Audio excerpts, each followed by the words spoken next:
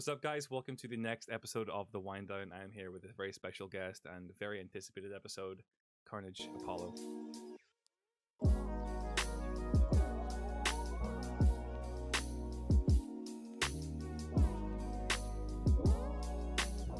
How you doing, my friend?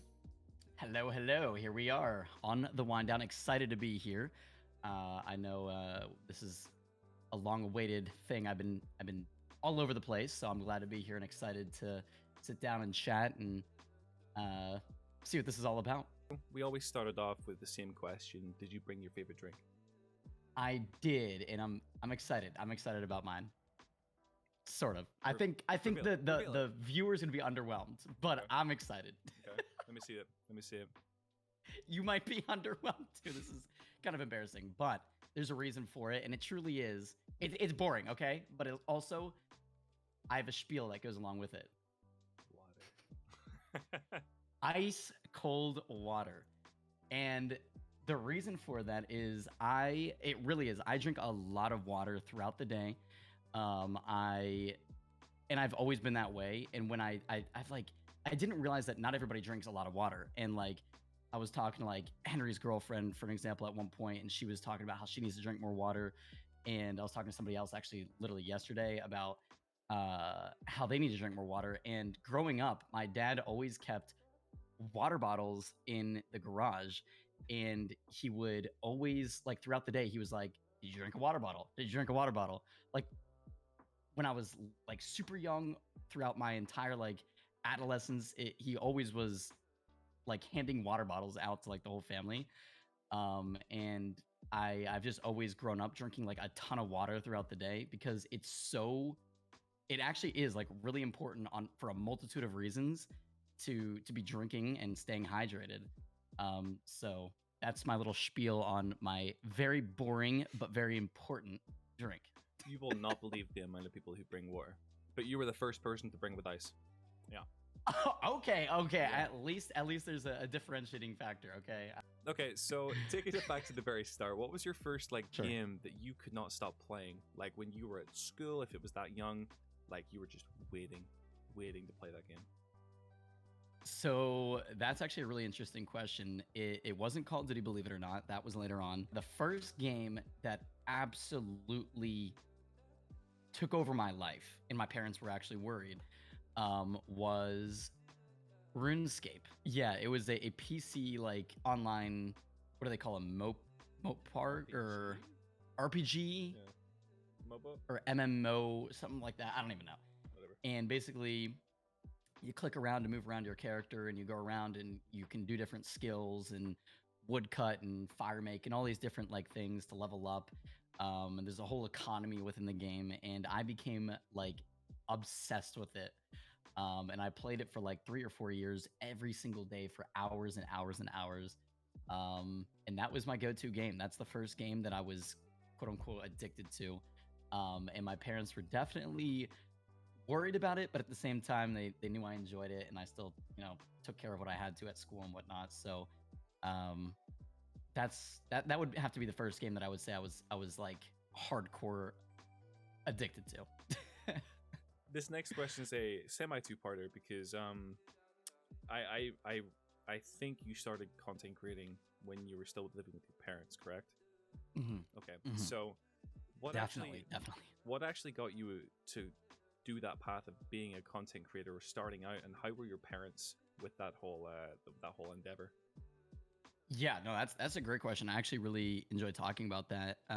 Basically, I remember sitting in my room, and there's a whole storyline that goes before that of creating the Carnage team on the Call of Duty Elite app for Modern Warfare 3, and that led into a fascination around Call of Duty, which got me hooked. And then I started watching YouTube videos. I started watching OMG, it's Birdman with the spawn trapping content. And then I started watching T Martin and Chaotic Silencer, Drifter, Prestigious Key, a lot of like the OG Call of Duty creators, and plenty more too. A lot of Team Martin and Allier, though. I definitely watch them a lot. Mark of J as well. And those creators, I was so fascinated by the idea of what they were doing that I was like, why not do that as well? Like I'm sitting here, I'm spending a lot of time because I've always been somebody that if I'm spending time doing something, I have to either not be the best at it necessarily, but like get involved where I can. So like for RuneScape, for an example, I made sure like I had multiple skills leveled up to the max. So like I become very like dedicated or very obsessed with something if I'm gonna pursue it. So I was like, if I'm gonna do this Call of Duty thing, if I'm gonna spend my time playing video games, why not make something of it? So it was 2011, and I was in my room. I literally remember the exact day that I made that decision, and well, actually, there's a two-parter here. I originally had a Roxio game capture device, which is super, super low quality. I'm not even kidding. I think it's 480p or was 40p. Just horrible quality. And I ended up making like 1 or 2 videos from that. I don't even know if they ever got uploaded, but I realized that it was not good enough. Like the quality was just not good enough. It wasn't going to work. And I remember the day that I decided to run down to my mom's office, and I ran down there and I asked her if I would be able to start content creation. I basically summed it up really quickly, and I was like, I need a recording device, which is an HD Hauppauge HD PVR, and a microphone, which would be like a Blue Snowball microphone or something. And she just sat there listening to me. She stopped everything that she was doing and went onto eBay because I don't even think Amazon was a thing at the. I think it was still a bookstore at that point. Went onto eBay and bought both of them, like right on the spot. And it was truly one of those moments that I always remember because my mom like didn't even hesitate. She just saw that I was passionate about it and just said, okay, why not? And she got them for me, and the rest was kind of history. And they both were supportive of it. They didn't understand it for the longest time, but they didn't really ask many questions. They just knew I was passionate about it. And you know, over the years, I would run down to the living room and be like, "We just hit 10,000 subscribers," and they'd be like, "What?" Or "We just hit 20,000 subscribers," and they'd be like, "Oh my god, okay." And then my last year of high school was the year we hit 100,000. So it was kind of one of those moments where that's when they kind of realized like, oh my god, this is something that is bigger than we had ever thought it to be. So yeah, it was definitely a time to remember and a moment that I'll never forget. That's wonderful. I think like having parents that are so supportive from the very start is something that is probably one of the most important things, where somebody around you at least that has your back and wants to push you on. And if you're, you know, with the eventual creator will go up and down, you know, when someone's sort of catch you when you're in that low point, you know, it's really great to you know, to have that kind of emotional support. So the fact that your mother was like, without hesitation, went on eBay of all things. So you mentioned the semi-elephant in the room, who you are. You're a lead of KARNAGE, one of the bigger organizations out there. We love KARNAGE. I'll tell you, we love KARNAGE. love it, love that gold print. Oh, sorry. Oh yes. Sorry, I forgot, oh my man. lord. My bad. Oh my bad. god. Anyway, where was I? Mine's somewhere. So, as I said, you mentioned KARNAGE. Timeline. Talk me through it. When did it start? Why did it start? Who was it with? One of the reasons, like before the whole YouTube thing, one of the reasons why I started the Call of Duty Elite side of things, was because I've always been fascinated by people that are like really good at something. So this kind of actually it's a characteristic that goes back before even gaming. In like middle school, I was always very fascinated by the super smart kids at a young age, the people that would get straight A's, that could sit down on a test and just, you know, just they would get 100% on it. But meanwhile, I'd get like a 60%, and I'm like, well, why can they get 100%, but I can't seem to get more than an 80%. So I would always like, you know, gravitate towards them and hang out with them, like pick their brains on how they were able to do that. And for Call of Duty, that was kind of the same case. I kind of gravitated towards the idea of the players that were so freaking good at the game that could drop a nuke every single time they got on. They could just get high KDs in every game. They were just getting the max kill streaks and stuff like that. So I had the idea, and at the same time, I didn't have a lot of people to game with. I didn't have a lot of people in the gaming space to play with. So I was like, why not start a team and kind of reach out to a bunch of people that are really good, that I get into lobbies with, and reach out to them, send them a message to play with, to get to know them as friends, and just have start creating a group of people to play games with. That was the original intentions behind starting Karnage as an elite organization, and that was the kind of the inception of it. And that was 2011. Yes, 2011, beginning of 2011, with the Call of Duty Elite app for Modern Warfare 3. And from there, we started participating in clan operations. That was a part of the Elite app. You could go for these clan operations, and we had broken them down to a science. We literally had a website. We had a schedule where people would get on at a certain time. We'd play for 3 hours. We'd have multiple squads going for the challenge with team leaders for each squad. It was crazy. And we were coming in top 3 every single clan operation out of 25,000 competing elite teams. And because we were placing so high, that's what grew our popularity. And that lasted for a good year, honestly, most of Modern Warfare 3, to the point where at one point we had over 15,000 clan applications on the Elite app, where people could submit a message and you could accept them or not. And I think you could only have, I could be super wrong, it was either 100 or 500, but I think it was 100. You could only have 100 people on the team. So we had to create a second one. It got crazy, but that was kind of the beginning of the team. 2011, Modern Warfare 3, my heart and soul. Love that game. Shout out Modern Warfare 3.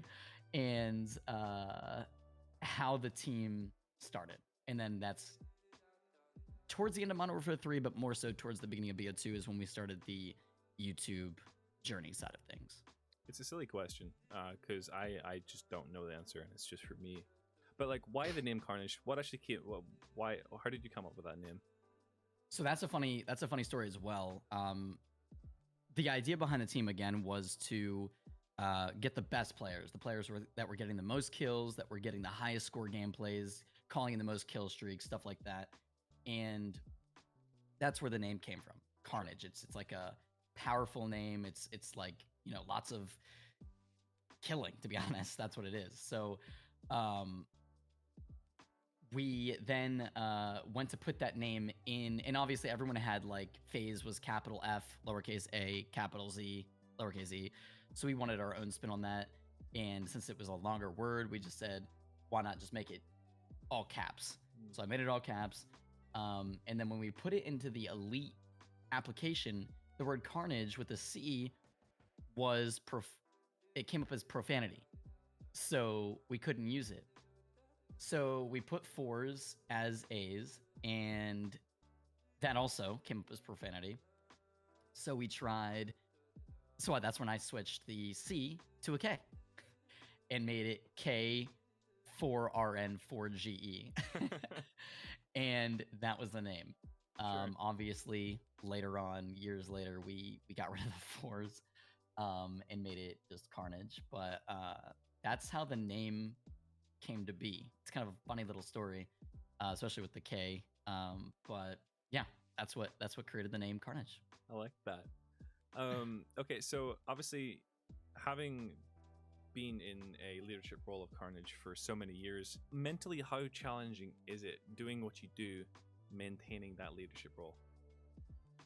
Um, I'm not gonna lie, it is definitely mentally challenging every day. Um, it's definitely something that I'm still to this day working on, and trying to better. That is a super broad question, so I'm gonna try my best to answer. It's a lot of balancing. It's a lot of anxieties and stress. Um, there's a lot of factors that a lot like unless you were in the shoes, and this goes true for anybody. I'm not saying that just my role is like this. This is true for anybody in the world, in their own situations and their own problems and whatnot. That you don't know what somebody's dealing with or the extent or magnitude of somebody's role is until you are in that person's shoes. It's like one of those age old quotes, or phrases. But um, there's a lot that goes into it and a lot of factors to consider. And often at times I do find myself being spread thin. um, and it is rough. It is rough sometimes. But of course it's outweighed by the overwhelming positivity and good aspects of the role as well. um, but yeah, my goal as of lately has been to work on better balancing, not letting anxiety get the best of you, and uh, just doing the best that you can do. That's kind of my motto as of lately. So hopefully that answers your question. I purposely kept it broad because people could take it so many different ways. I try to be very Right, specific when it comes to the questions, but some questions need that little bit of space, and right. people can take that a certain way. So the fact that up top you were like, "That's broad," I'm like, "That's correct." What is the day to day It's a lot. though to maintain a as a creator and a leader, maintaining a organization like Carnage? What's your day to day looking like to keep that on top? So it's a lot of messaging, a lot of a lot of typing, a lot of Twitter DMs, a lot of calls, and kind of figuring out every day is it comes down to, especially recently. I'm going to talk more so recently, than just overarching, and that is, do we have content going up that day, whether it be a tweet, whether it be a TikTok, a short form piece of content. What's the progress looking like on our video content that we've recently been stepping on the pedal with? um, are the projects that we have on the background, are they going as planned? So reaching out to different people, making sure that stuff's on track, or just doing it myself. There's plenty of things that I'm just doing on my own as well. um, and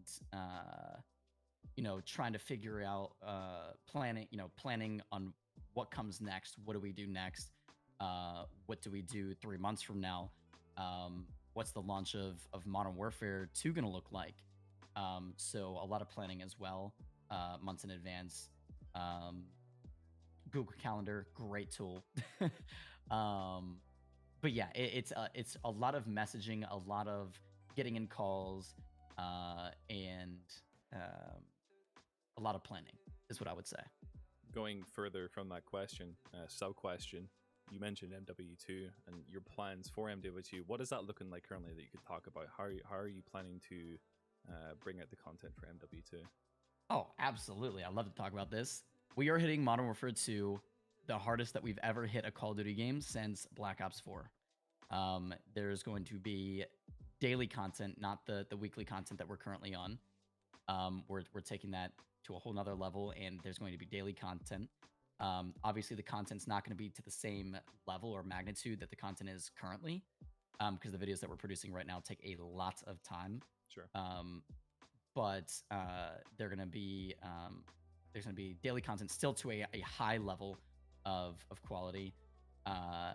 That's going to be focused on a lot of the traditional stuff that we've done in the past. But at the same time, we are very excited to be bringing back the Team Challenge series. We took a gap year, and we are bringing that back in Modern Warfare 2. And I think it's going to be the best year for the series that we've ever had. And we also have a lot of plans to expand on that as well. to highlight the team playing together in different ways that aren't just exactly the hardest challenges in the game. A lot of fun and creative ways that we're excited to bring to the table. And taking that level to, or taking that series, I should say, to a whole different level is really the goal. Is to really um, heighten the experience for team challenge content, because I just think it's such a special form of content, especially from a team based perspective, because making content from a personal level is a whole different thing than making content as a team.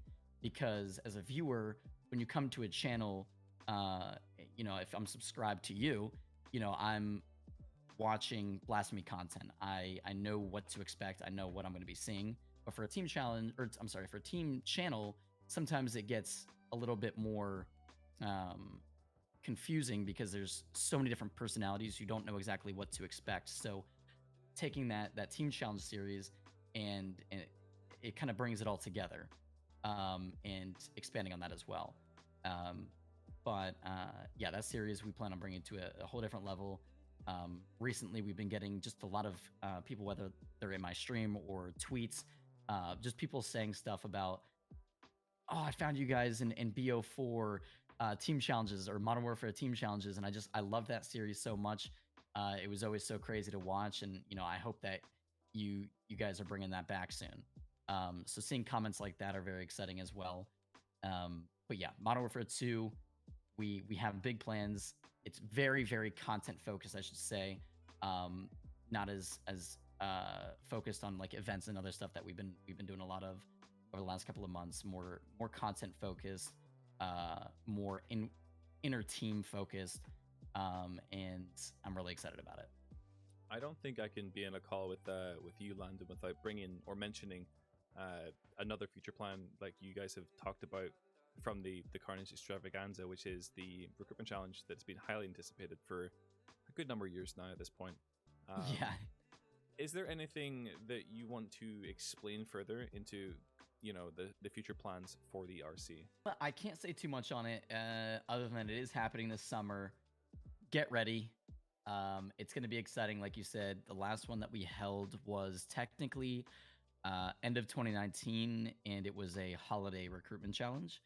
And then several months before that, we actually had like a recruitment challenge that was a little bit bigger. And then we did like a smaller one, which was probably one of my most favorited events that we've ever done. One of them. Yeah, it's been a couple of years now. We're leading into one of the biggest Call of Duty launches ever in the franchise's history, in my personal opinion. And I think it's time to do another one and strengthen the roster even more going into the year ahead for content. So very excited about it. One more question about recruitment in Carnage itself. So Sure. it's widely known that you take your time, you're articulate with your choices. It's a very Yes. a big thing for you. To every grinder, because I'm a grinder, you know this more than anybody. For my Carnage grinders out there, go in depth as much as you can about what you look for yourself into absolutely. a recruit. Sure.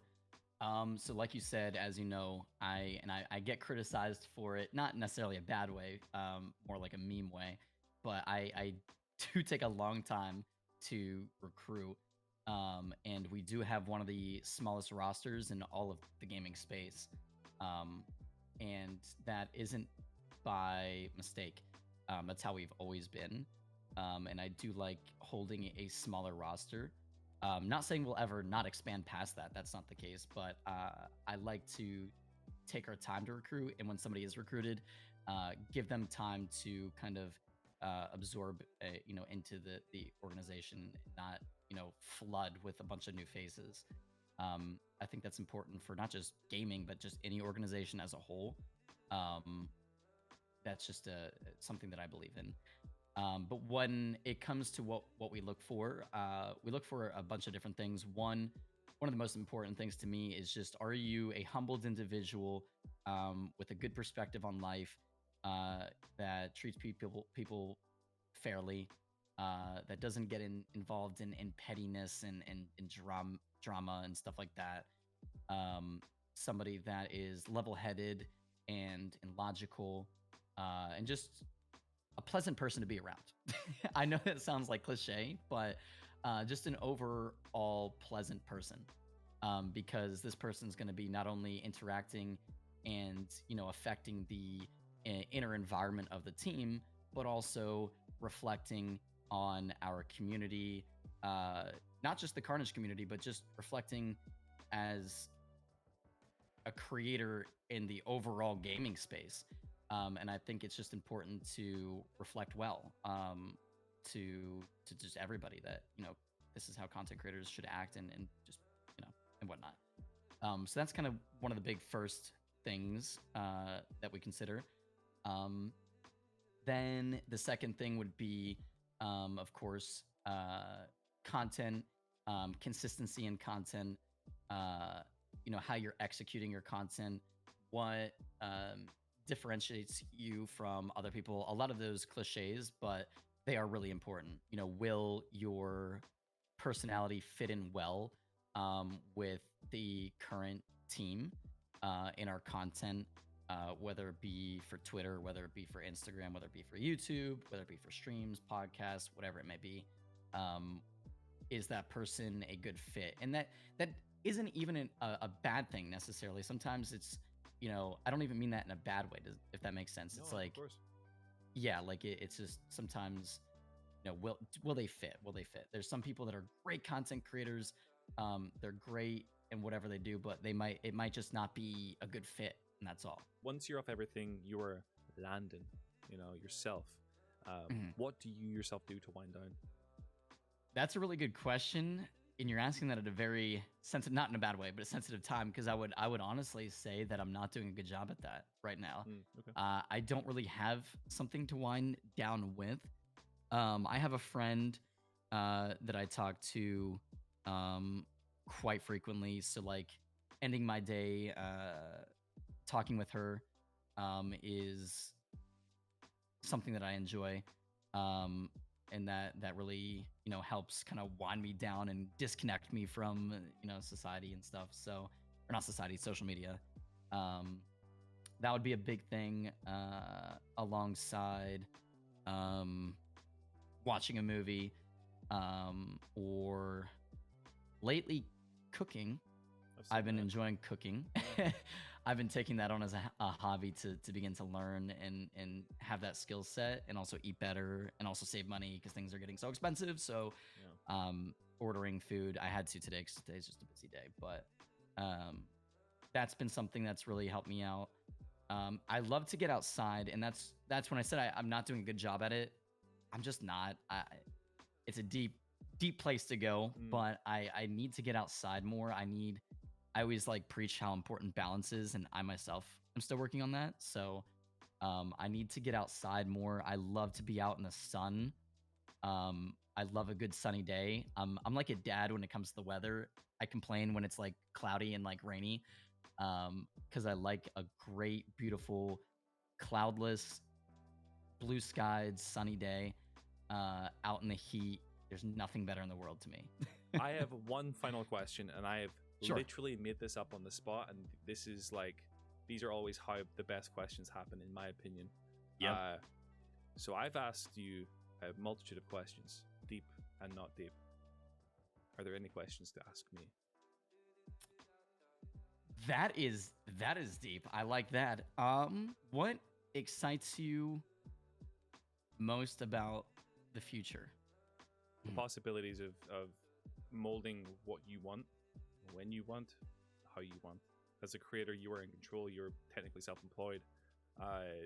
You are in control of your bubble that you're forming. And what's been the most comfortable feeling for me is being sure that I did it all myself. I started it myself. I continued to do it myself over the trials and tribulations of content creation and streaming. I put myself out there to ask people to interview. I edit that myself. I do it myself. I mostly do the thumbnails myself. The other one's my partner. I'm I've seen where I've came from and who I am today, and how much has changed in those almost 3 years. And I'm so new. I'm such a rookie to it. But what excites me is the possibility of how far I will go with my craft and what I will achieve. And with that being said, is there anything else that you'd like to promote? Anything else you'd like to say? As Sean Evans says, lay out the red carpet. I like that. Is that gamer advantage glasses that I see? It might be, London. It might be. It might just be. It might just be. And is that the color red? It is the Horizons. Yes, it's the Horizon series. Well, I would usually plug Code Blast because Code Blast. Please do. Code Blast. Also, I Code wasn't here to do Carnage. that. Also, Code Carnage. But no, phenomenal company. Phenomenal. They protect me more than I could even begin to spew out. Truly, I need to be wearing mine more frequently. I'm just not used to wearing glasses, but I need to get in the habit. I tell myself every day, I will get there. I feel so bare when I don't have my glasses on as well. But no, listen, Landon, thank you so much for stopping on by for the wind down. Thank you guys for listening / watching. I really appreciate it. And I really appreciate you having me on here. That is us.